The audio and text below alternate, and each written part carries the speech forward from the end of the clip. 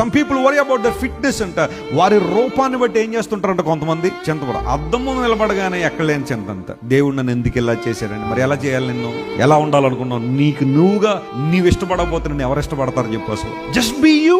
నీలాంటి వారు మరొకరు లేరు ఈ భూమి మీద. దేవుడు నిన్ను తన ఉద్దేశ ప్రకారాన్ని కలుగు చేశాడు. Just be you. అద్దం చూసి బాధపడదు, నేను ఎలా ఉన్నానేంటి, పొట్టిగా ఉన్నానేంటి, పొడుగ్గా ఉన్నానేంటి, లావుగా ఉన్నానంటే, సన్నగా ఉన్నానేంటి, ఇలాంటి మాటలు. కొన్నిసార్లు వాళ్ళు వీళ్ళు చూసి కంపేర్ చేసుకుని కొన్నిసార్లు చింతపడుతుంటారు. మంచి ఆరోగ్యంగా ఉన్నావో లేదో చూడు, ప్రభావవంతంగా పనిచేస్తున్నావో లేదో చూడు, చురుగ్గా ఉన్నావో లేదో చూడు. ఇదిగా తప్ప నీ శారీరక రూపాన్ని బట్టి చింతపడద్దు ఎప్పుడు కూడా. కొంతమంది దివ్యాంగులు ఉంటారు, కొన్నిసార్లు వారికి చాలా చింత ఉంటుంది, అయ్యో నాకు ఈ డిజబిలిటీ లేకపోయి ఉంటే చాలా బాగుండేదని. That's okay. You need God's grace as everyone needs. ప్రతి ఒక్కరికి ఏదో ఒక రంగంలో దేవుని కృప అవసరమైనట్టుగా ఆ ప్రత్యేకమైన తననికి దేవుని కృప అవసరం ఉంది. Depend on God. దేవుని మీద ఆధారపడు.